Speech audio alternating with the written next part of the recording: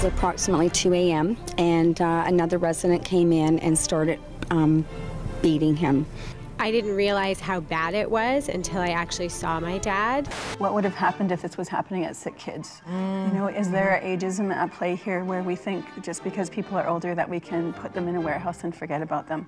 The problem when it comes to lawsuits and seniors is if the person dies, there's no money in it. And so you will not find a lawyer very often who will go after a case like that. We do not have punitive damages. We have to take a mind shift on what long-term care is. Long-term care homes can be tremendous, uplifting. And they should be. And they should be. From the Zoomerplex in historic Liberty Village, the Zoomer with Libby Znaimer. Hello and welcome to the Zoomer. Today we tackle the growing wave of violence in our nursing homes, much of it perpetrated by residents suffering from dementia. It's resulted in at least 14 homicides and countless injuries in recent years, and no wonder. Nearly half of nursing home residents show some aggressive behavior, and just under 10% are considered severely aggressive. We'll talk to the daughter of one of the most recent victims, but first, let's tee up the topic. Whether it's staff to resident or resident to resident, the number of abuse cases reported in nursing home residences is growing. In some cases, the result is extreme. In recent years, Elizabeth Wetlaufer, a nurse at an Ontario nursing home, has been accused of killing 8 elderly patients. In 2013, a TV documentary crew conducted an investigation into resident-on-resident abuse in long-term care homes and found that these attacks are more common than ever thought. More than 10,000 incidents across Canada in 1 year. These range from pushing and slapping to extreme violence and even murder. And it's becoming all too ordinary. A recent report from the Ontario Coroner's Office stated that the approach to persons with dementia who are violent has resulted in the normalization of violence in long-term care that needs to be addressed. As the Canadian population ages and more Zoomers move to long-term care homes, this national epidemic, if not addressed, will only get worse. Well, now we turn to a terrible case we first covered on my show, Fight Back, on Zoomer Radio. 86-year-old James Acker was savagely beaten by another resident who walked into his room at St. Joseph's Villa in Dundas, Ontario. Staff members at the home were unable to stop the attack. Darren Maharaj picks up the story. It was approximately 2 a.m. and another resident came in and started beating him. I didn't realize how bad it was until I actually saw my dad. That's the family of 85-year-old James Acker, who was asleep in his bed here at the St. Joseph Villa long-term care home when another resident suffering from dementia entered his room and attacked him. You know, basically there's no safety measures in place. This really could happen at any time, this sort of resident-on-resident violence. The police did do an investigation. The other resident does have dementia, so no fault has been found. He was assaulted previously? That's correct. He was assaulted in September. So this has happened twice, and they're asking you to bring him back once again to the same place? That's correct. There's so many things that I'd like to see done. For one thing, all of the staff should have a code white button on them. Maybe we need to bring orderlies in. Like, it's frightening that 2 PSWs watched the attack happen and they had no tools to stop the attack. And that's still the situation here. It really scares me. When you put your parents in a nursing home, they should be safe. You shouldn't have to worry about this stuff happening. Darren, the family reached out to CARP President Moses Znaimer asking for help. So we've been speaking with MPPs across Ontario and doing dozens of media interviews. In fact, our partners at Zoomer Media have been covering this story in depth. It's a shocking story of violence in a nursing home. Libby Znaimer on her show Fight Back interviewed the family, and that led to the ministry sending investigators to St. Joseph's Villa. Unfortunately, no one from the Acker family has been contacted yet, but we're hoping to hear results of the investigation soon. CARP is asking that you contact your MPP and sign their petition at carp.ca/LTC safety to help make sure something like this never happens again. Here in Dundas, I'm Darren Maharaj for Zoomer News. Well, that is a heartbreaking story, incomprehensible to many of us watching, and the family believes it could have been prevented. Let's bring in our panel. And Kathy, that nursing home is part of your organization. Yes. What do you say when you see something like that? Nobody wants to see this happen to anyone. And I think it's a fair statement to say that that would be universal throughout the profession. But the staff need help training. The province operates a program called Behaviour Supports Ontario. Much more funding needs to go into that so there can be embedded teams in each long-term care home to help de-escalate behavior so that the staff know how to do it and when to do it. More and more of the residents coming into long-term care have dementia diagnosis and many other complex behaviors, but the province is not helping the staff and the long-term care system keep up with the demand. I think that there were some of these behavior supports at this particular nursing home. Obviously, they didn't work. It's not that they didn't work. It takes time. It takes effort.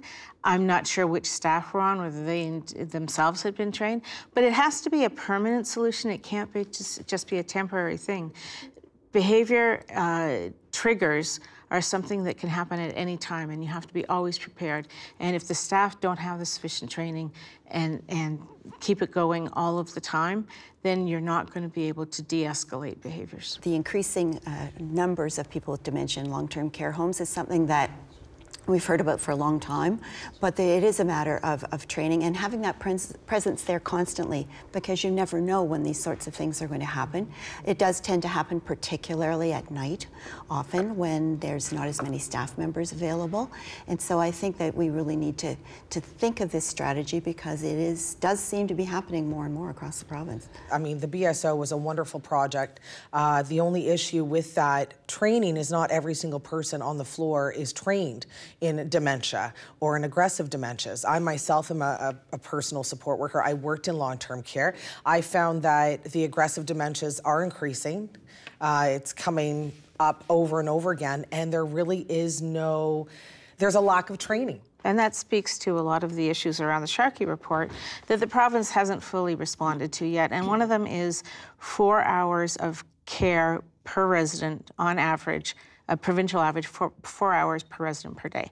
And that would help alleviate some of the issues that Christine raised about having PSWs on a floor by themselves.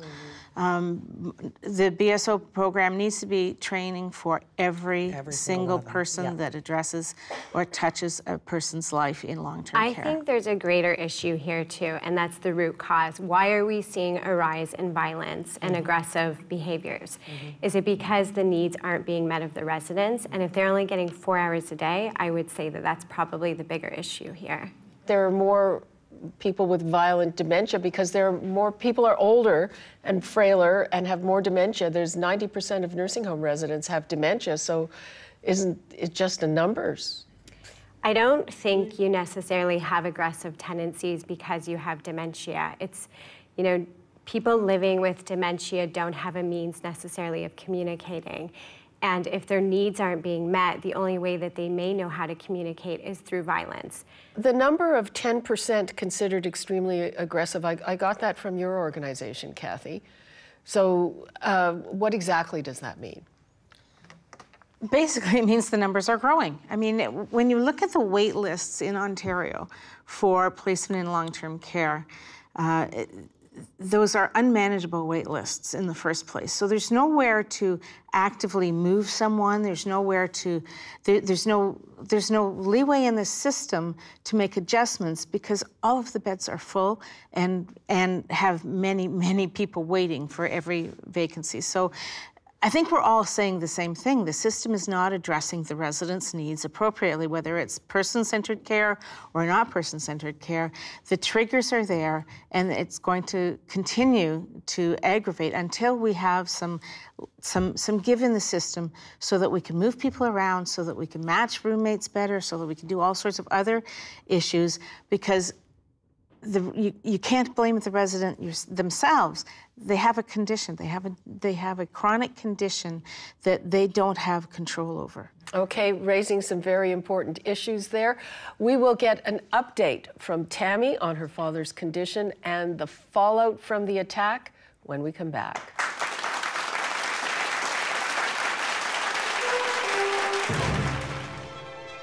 I just find this so frustrating that there seems to be a lot of talk.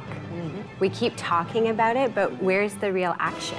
Well, why isn't there a strategy in place?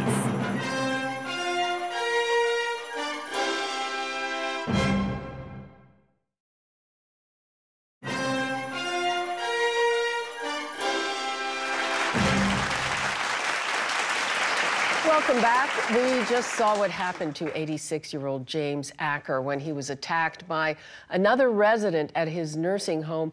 Joining us at the table now is his daughter, Tammy Carbino.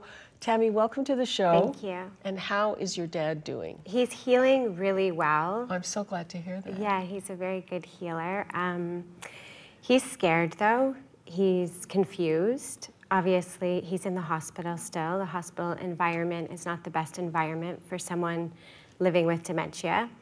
So yeah, we're just taking it day by day. And did the attack exacerbate his other conditions related to his dementia? Yes, we've seen a variety of different behaviors throughout the past couple of weeks. Anxiousness and paranoia and fear.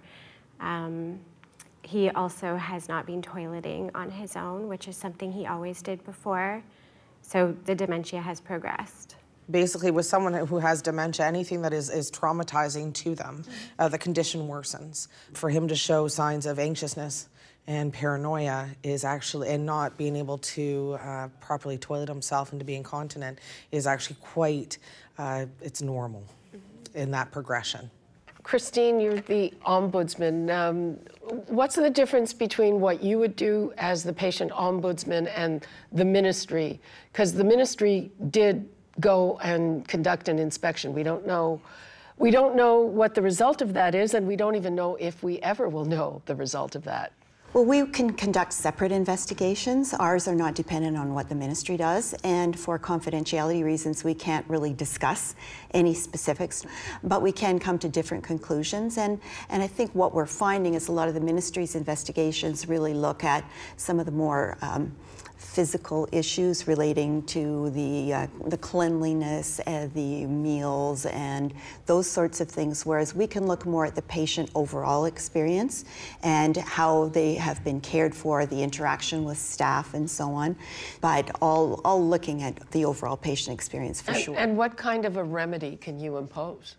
I can't impose any remedy in the course of my position. All I can do is make recommendations in the same way that the Ombudsman of Ontario can do. We only have moral suasion, I guess you would say, on our side, but I think that the Ombudsman's recommendations have been taken very seriously by the government, and we're certainly hopeful that any recommendations we make will be received in the same spirit. And what's a timeline on something like this? If Tammy had gotten in touch with you, how long to have this unfold? Well, we're required by the legislation, the Excellent Care for All Act, to try to find an early resolution, to try and resolve a complaint without going to a full investigation. That said, if we found that the investigation needed to proceed, we would start it as soon as possible.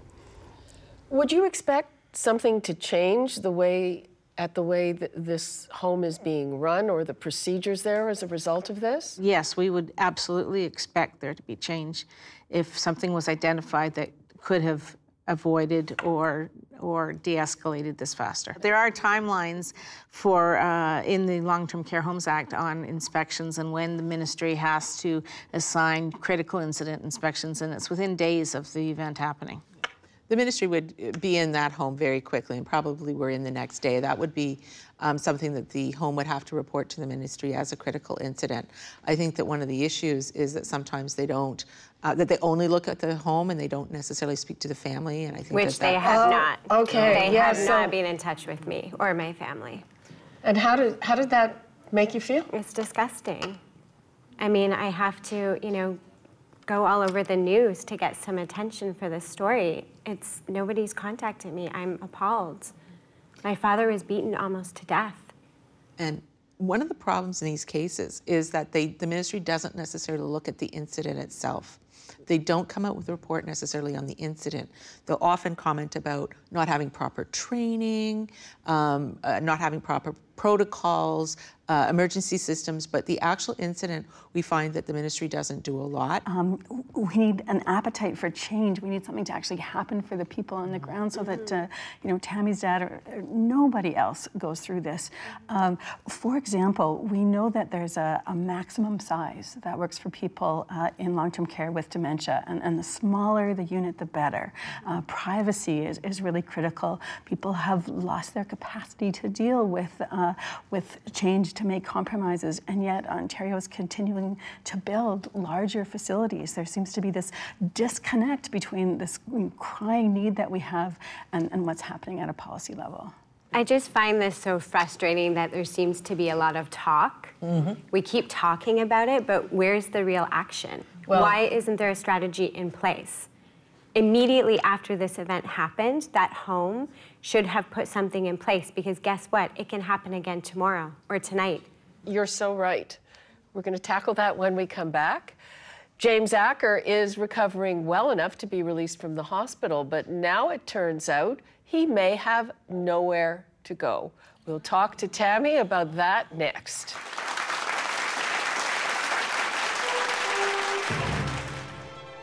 What would have happened if this was happening at sick kids? You know, is there ageism at play here where we think just because people are older that we can put them in a warehouse and forget about them?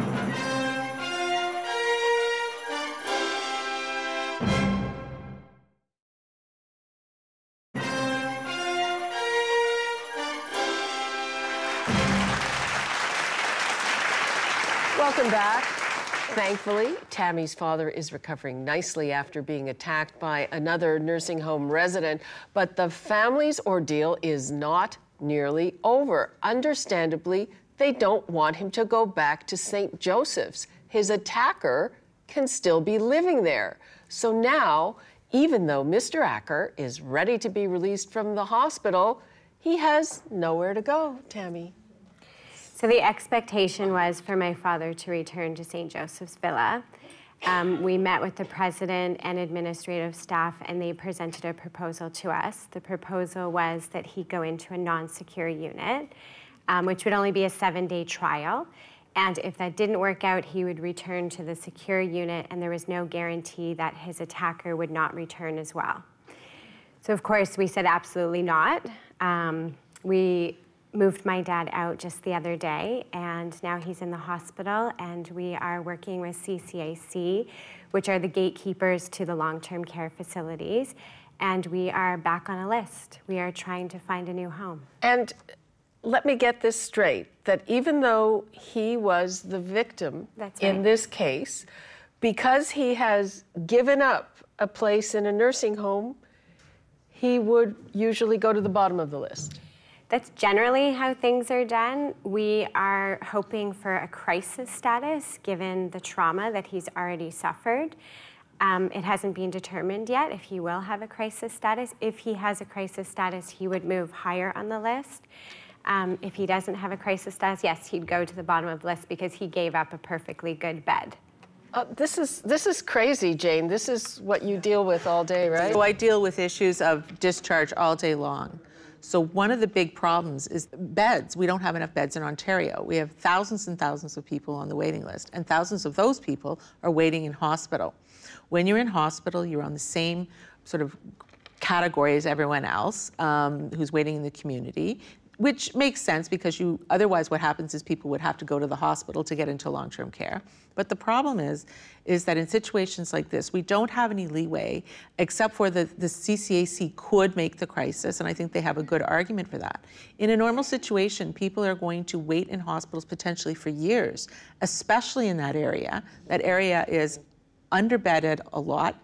Most people in hospitals are being pushed into transitional care and retirement homes that really are not appropriate for people and made crisis. So it becomes this self-perpetuating system where people are in hospital having to go to these transition beds. There's nothing out there. They're being told you have to go 2, 3, 4 hours away to places that are not really great. It's only going to get worse. And we can't expand the system until the minister awards new licenses. It's under the government's control about how many beds in long-term care exist in the province. And if the minister does not allocate new licenses, doesn't matter where in the province, then you can't build a new facility. And it's really looking like that the ministry is not interested in doing that. They haven't even planned for these 30,000 people who are in long-term care now, where they're going to be going. They're not adding beds. They're not doing anything in the system. And frankly, I think they're looking at the retirement home sector. Now, the retirement home sector has a lot of good qualities for people who don't need a lot of care, but people who need long-term care should not be in retirement homes. Christine, do you have any leeway to intervene in a case? I mean, it just seems unjust that somebody who is the victim now suddenly doesn't have a place. And you were told, were you not told that for the attacker, it's his home too? Absolutely, yeah. I feel like we are still being victimized, actually. Well, this is certainly a situation that we could look into, and I would invite you, Tammy, and your family, if you would like to file a complaint, please do, and we'd be happy to take a look at it. But those are the kinds of situations where perhaps we can be involved and be that sort of objective third party to try and work out a solution, because it seems that that's not safe for your father at all, and to expect him to go back there is entirely unreasonable. He's definitely not going to return, but I also feel as though it's unjust for him to sit in the hospital for years waiting for a home after what happened to him. What would have happened if this was happening at sick kids? You know, is there ageism at play here where we think just because people are older that we can put them in a warehouse and forget about them? I know at CARP we're really recognizing the interplay between dementia and long-term care facilities. It's one of the reasons we've launched our campaign for funding a dementia strategy. I encourage everyone to go to carp.ca, fund dementia now, and send a letter to their MPP. You know, it's time that they really heard from people that we care about Canadians of every age. My mother and I have been touring other homes in the last week, and many homes have said to me, we cannot guarantee that this won't happen here. Wow.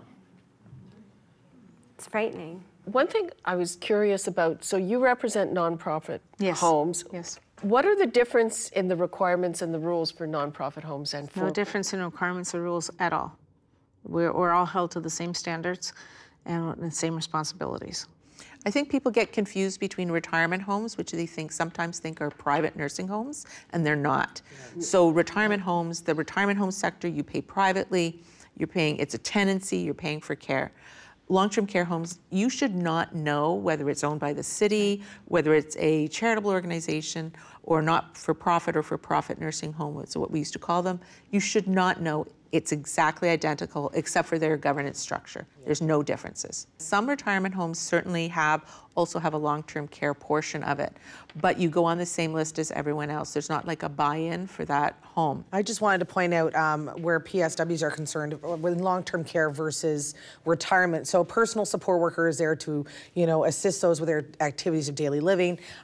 In long-term care, they have to be a trained personal support worker who has gone to an accredited program in the province of Ontario. If you have someone who's working in retirement, they may or may not be a personal support worker, because retirement is known as public domain. Therefore, they can hire anybody off the street and train them on medications, which personal support workers do not administer, but they can in a retirement facility. Okay. When we return, who is legally responsible for ensuring the residents' safety? And what about the attacker? Why are charges laid in some violent cases, but not in others? When we come back.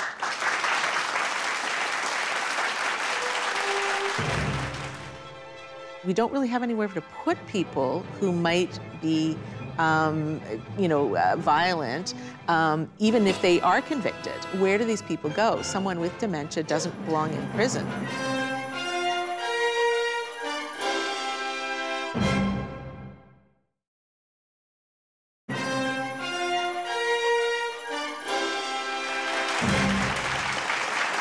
Welcome back. Who's responsible when it comes to resident-on-resident violence, and when does it become a matter for the courts? Back in December, a nursing home resident with dementia was convicted of second-degree murder in the death of a fellow resident. Earlier this month, a resident at a home in Mississauga was charged with manslaughter in another case. Hamilton police opted not to lay criminal charges against Tammy's father's attackers. So are the rules clear? Are they the same in every case? Jane Meadis. So, you know, the problem is that they're going to be looking at the dementia at the time. Did the person have the ability to understand what they were doing at the time? It really depends on what happens in the case. So usually if someone dies in the situation, they may lay charges, but it may not actually ever get through the court system because the person may be found either not criminally responsible or not fit to stand trial and may end up in a psychiatric facility for really the rest of their life. The problem is that we don't really have anywhere to put people who might be violent, even if they are convicted. Where do these people go? Someone with dementia doesn't belong in prison. The prisons don't have the ability to change diapers, et cetera, and that's a big problem. But it's up to the home. They are responsible. Could, say, Tammy sue the home? Absolutely, she could. The problem when it comes to lawsuits and seniors is if the person dies, there's no money in it. And so you will not find a lawyer very often who will go after a case like that. We do not have punitive damages, and I think that's one of the things that the province has to look at. Well, yes, you could sue and you could win.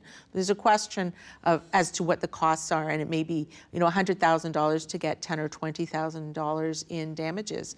If the person is injured, you may get a higher amount of damages, so it might be worthwhile to pursue. The other issue is that the homes settle.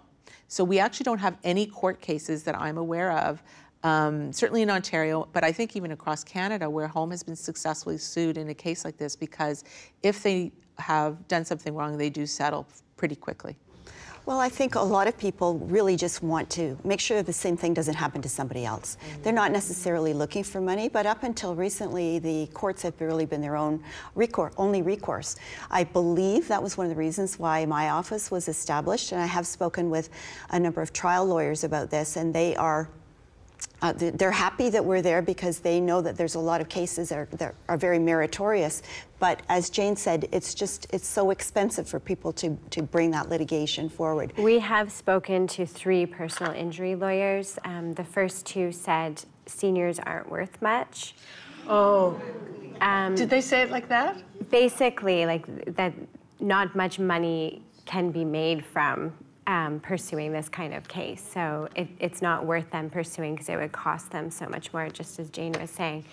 One personal injury lawyer is interested in taking the case, so we are going to pursue. And is the reason there's not much money in it, is that because when the courts decide on awards, they look at things like your earning power and all of that? Absolutely correct. And you're not losing any earning power because you're retired. There was even a case in British Columbia a number of years ago where they said there wasn't any, you couldn't get any family use. There's usually an award sometimes to families. And they said, well, you didn't lose any care and companionship because they had dementia and they didn't know who you were anyway. And so they said there was no award in that case. Now, that is not something that we've seen that was only one small case. But this is an issue, is that even though some pretty horrendous things can happen, the awards are really not going anywhere. The ministry doesn't fine. And I agree. I think people generally, when they call me, they're saying, I want this not to happen to anyone else, or I don't want it to continue happen to my parent. And it is altogether common for people to be told, well, that person's still going to come back. The ministry might put one-on-one for a little while. The person may get sent out to like a psychiatric or a geriatric unit for assessment.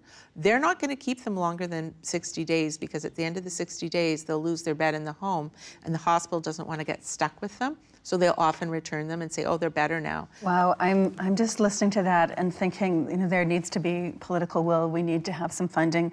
I know this is an issue of huge importance to our members. They're looking at their future selves or their parents and thinking, this is a time of life when people should be cherished. And instead, we can't even protect them physically. This just has to change. I think we really need a mindset shift. I have a wonderful time with my father every time I see him. He laughs, he smiles, I engage him.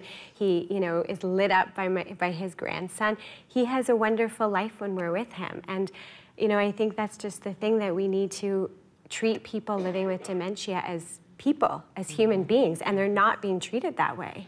It's like, put them away in a warehouse and stock them all together and lock the doors. Yeah. But that's the whole thing. We have to take a mind shift on what long-term care is. There's a tremendous amount of living still to do for people that are in long-term care. Absolutely. It's not just an extension of the palliative or hospice care system, which many people think it is.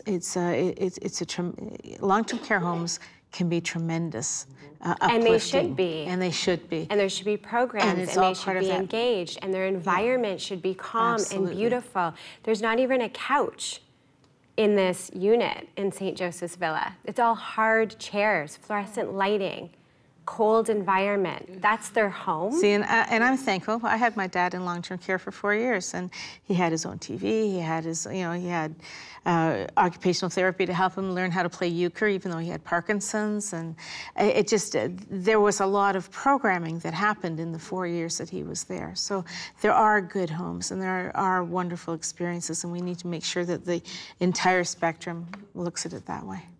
But I think one of the problems is, again, we go back to that staffing issue. And the nights are bad. Anyone who has a loved one with dementia knows that they very commonly wander at night. Yes. Big problem. That's why many people end up in long-term care. So if we could have even dementia overnight programs, which they do in some areas, that might help. Do we need to legislate that, a minimum number of staff on at night? My fear is minimums become maximums. And that's my fear in legislating a minimum. The government has to fund to a certain level. And we think about 4 hours is at least the minimum you have to go. We're very underfunded in Ontario when it comes to the hours. A home must have one RN on at all times. Whether it's a 20-bed facility or a 250-bed facility, one RN, and there is no numbers of PSWs. So the home is required to meet the needs of the people. That's what they're supposed to do. I don't think they are. Absolutely. Obviously, they're not. I remember being one personal support worker on the floor to 30 residents in a lockdown unit in long-term care. And there was one nurse that would walk around to each of the wards and relieve us and come and do her meds. And for one personal support worker, you have to keep in mind too, not only are we there to ensure their safety, but we're by ourselves normally, and we also have to perform personal care. So we're going around room to room to room to check people that have incontinence issues. A lot of times the doors are closed. We don't know what's happening outside of the closed room when we're in there because we're the only ones on the floor. Okay, we're going to take a break, and when we come back, we'll hear from our audience.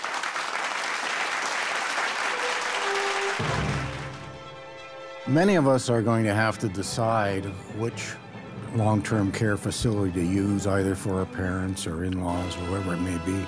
So how do you know you've got the right facility?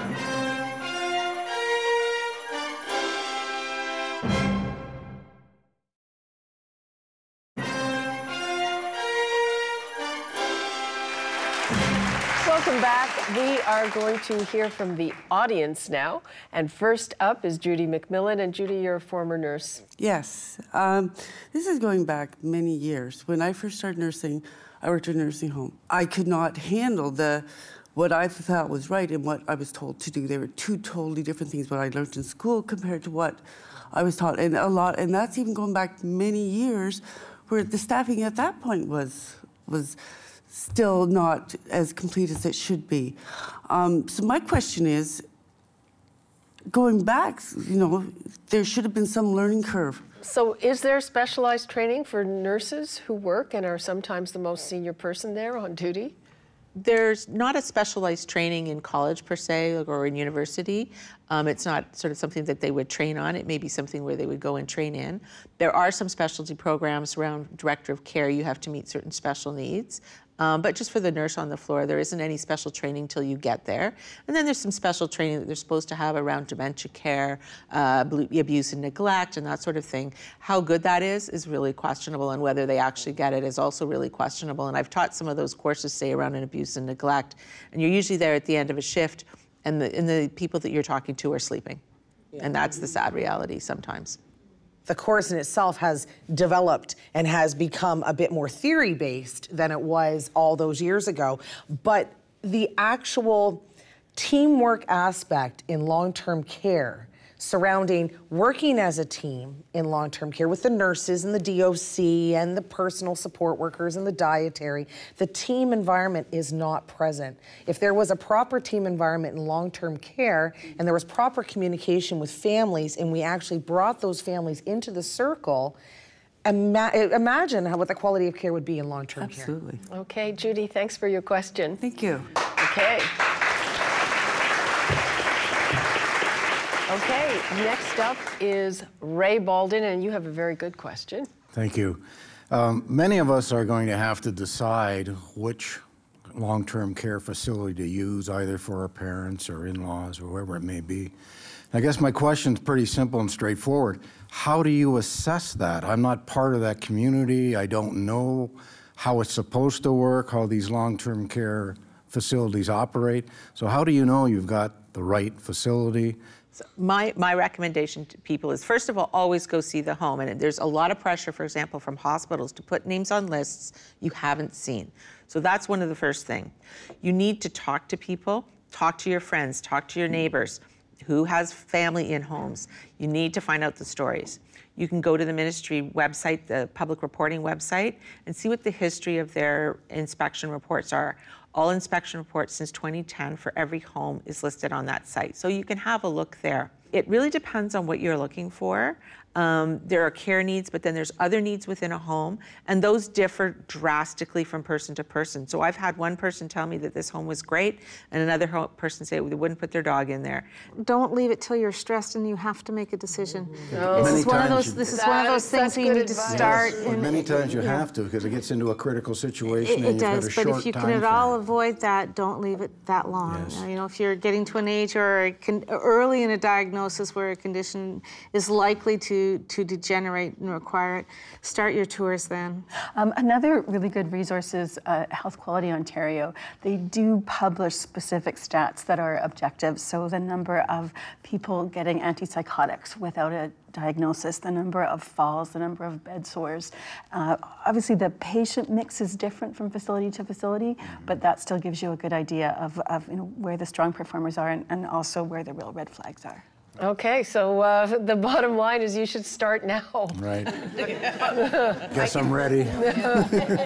One of the problems with that, though, is that you can't go on the list until you require the care. So sometimes it's a bit of a chicken and egg problem. Mm-hmm. Ray, thanks so much for your question. Thank you.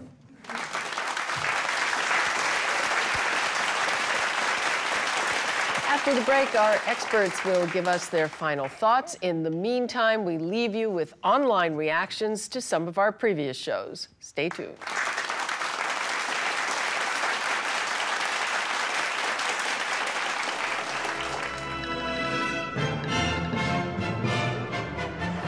On Twitter, Sana writes, "Good discussion on caregivers. More conversations need to happen, and silos in healthcare must cease." By email, David lets us know about his Zoomer experience. "Hello, just wanted to let whomever know that I had the most pleasant experience while in attendance at the Downsizing Zoomer show, and please inform me of other tapings." Patrick shares his advice on our Do-It-Yourself Downsizing Facebook post. Well, if you intend to do it quickly, before the proceeds for the sale of your principal residence are taxed.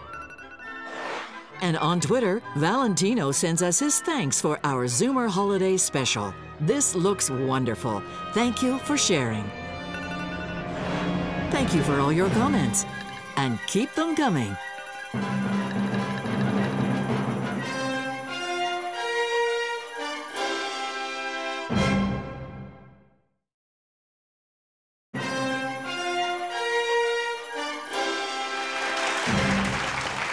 Welcome back. Let's go around the table and hear final thoughts from our panelists, starting with you, Jane. You need to educate yourself. You need to find out what the rules of the game are, what you can do, what you need to look at, the kinds of issues that you need to look at in homes. So looking at our website, for example, acelaw.ca, you can get information about all of these issues on that, what the rights of the person and the residents are, and to know what questions to ask before people go in. And that means really doing your homework beforehand. And that would be my recommendation. There's a lot of good that happens in long-term care, and one of the challenges we have as a sector is that people don't really think about long-term care until they need it. And I think that through CARP's efforts and others' efforts and our own efforts, we need to up the ante, we need to up the profile of long-term care so people think of it sooner. Well, my office exists to deal with situations exactly like this, so I would encourage people who have experienced anything of this nature, their family members, to please be in touch with us. We're there to serve, and we also act as almost navigators too. So if you're not sure if we can help you, or if you, even if we don't have jurisdiction over a particular concern, we will make sure that you get the help that you need and go to the right agency or office that can help you. We exist at CARP as an organization to speak for people that are frail and vulnerable, to advocate for better laws. So I encourage everybody listening to join CARP, and in particular, right now we're fighting for dementia funding to address some of these systemic issues. So come to carp.ca, fund dementia now. If you care, add your voice. I think situations like this, you know, at the Ontario Personal Support Worker Association, we hear from many of our PSWs on a regular basis about the hardships that they come across, even just working frontline in long-term care. I think that people do need to educate themselves about what long-term care is. I think that they need to also understand who's working in these homes. And I think that we really all need to come together to push for better training and better standards in long-term care facilities. Tammy. I have shared my story not just to advocate for my father, but to also advocate for all seniors. And I believe this is an issue for all of us. So if you haven't lent your voice to long-term care, to better improvements in long-term care, I suggest you do, because this is something that will affect all of us. Absolutely. Yeah. And as our population ages and the number of dementia cases explodes, the problem of violence in long-term care homes is set to get worse unless we address it now. It'll take training and money, but it's our duty to care for the most vulnerable among us. Now it's time to zoom out.